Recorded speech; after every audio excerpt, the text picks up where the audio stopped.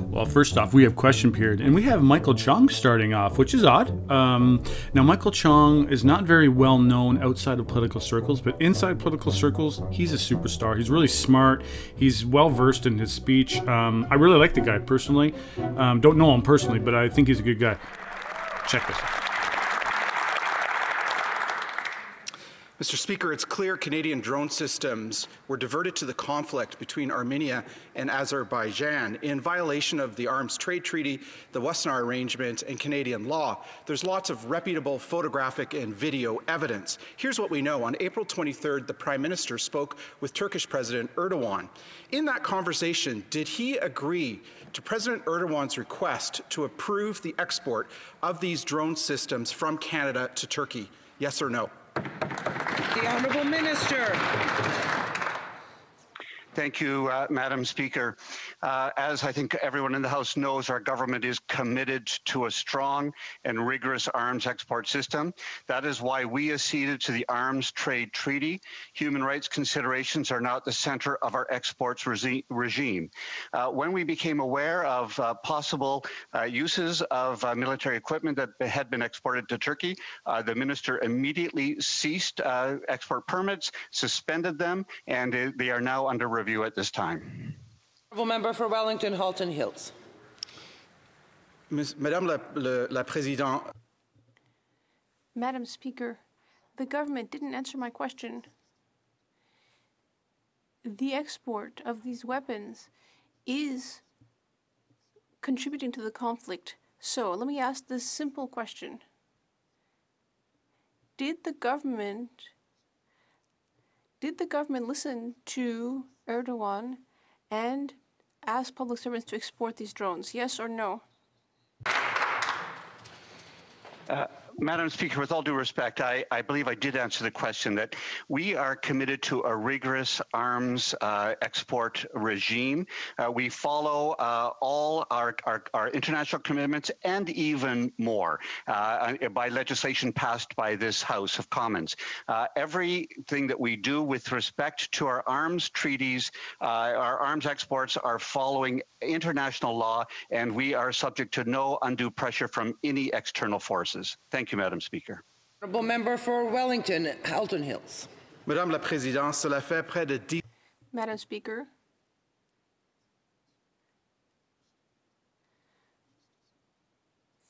for nearly 10 months, the victims of the downing of the Ukrainian flight have been asking for answers. When will the government take action and sanction those responsible? And listen to the democratic will of this House and impose sanctions on the Iranian regime. The Honourable Parliamentary Secretary.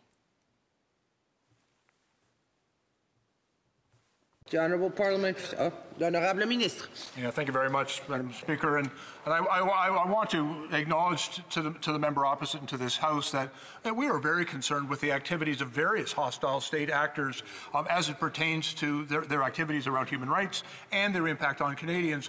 We are rigorously reviewing constantly the criminal legislation that allows for the listing of certain organizations. And with respect to the particular regime he refers to, we have in fact listed a number of their proxies as terrorist organizations. We'll continue to act in the best interest of the safety of Canadians. The Honourable Member for Wellington, Halton Hills.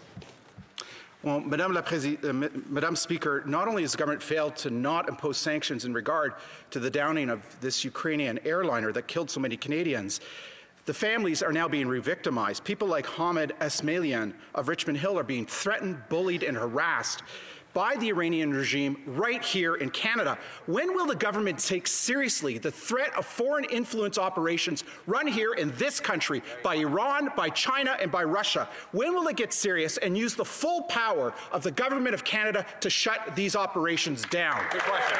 The Honourable Minister. Madam Speaker, I agree completely that any activity directed towards the families of the victims of that terrible tragedy in the Downing that airline is outrageous and unacceptable. I want to assure the member opposite that the National Security Establishment and our law enforcement agencies are vigorously engaged on that issue. We will do what is necessary to protect those individuals, and we share in the member's denunciation of that activity on Canadian soil. The honourable member for Wellington, Halton Hills. Madam Speaker, 2 months ago, Russia used the chemical weapon Novichok to poison opposition leader Alexei Navalny. 2 years ago, Russia used that same chemical weapon to poison people in the UK, one of whom died. 2 weeks ago, Europe and Britain imposed sanctions on Russian officials for the poisoning of Navalny. This government says it believes in multilateralism, but when given the opportunity, often does not act accordingly. When will this government join our allies and impose Magnitsky sanctions on Russian officials responsible for the poisoning of opposition leader Navalny? The honourable parliamentary secretary. Thank you, Madam Speaker. And I believe the member knows that Canada has strongly condemned and will continue to condemn the attack against Alexei Navalny, who has been poisoned with a chemical nerve agent, and we thank Germany for its steadfast support for him through this process. We strongly condemn this outrageous attack. Russian authorities have to explain what happened so that those responsible may be held to account without delay. The use of chemical weapons is abhorrent and unacceptable. Canada joins the international community and will continue to stand with Mr. Navalny and his family in the search for justice and for... L'honorable député de Manicouagan. The honourable member for Manicouagan. Madam Speaker, the government has finally tabled a report to explain why it prorogued Parliament during the summer. But even after reading the report, I still don't know why the government acted this way. We don't know why the period lasted 6 weeks instead of a single day. If it was really just to reimagine Parliament business to the pandemic, and we don't know why it took 6 weeks to create a throne speech that was practically the same as the last budget. I can't remember. Can the government remind me what happened on the 18th of August when it decided to shut down Parliament? Thank you, Madam Speaker. You know, since day one, this government, this Prime Minister's focus has been combating the coronavirus pandemic. We have put in a multitude of different programs that have really had a positive impact on all Canadians in all regions. We prorogued the session because it was very important that all of us remain focused and work collaboratively on doing what Canadians want us to do, and that is to put in our best efforts in fighting the coronavirus. Thank you, Madam Speaker.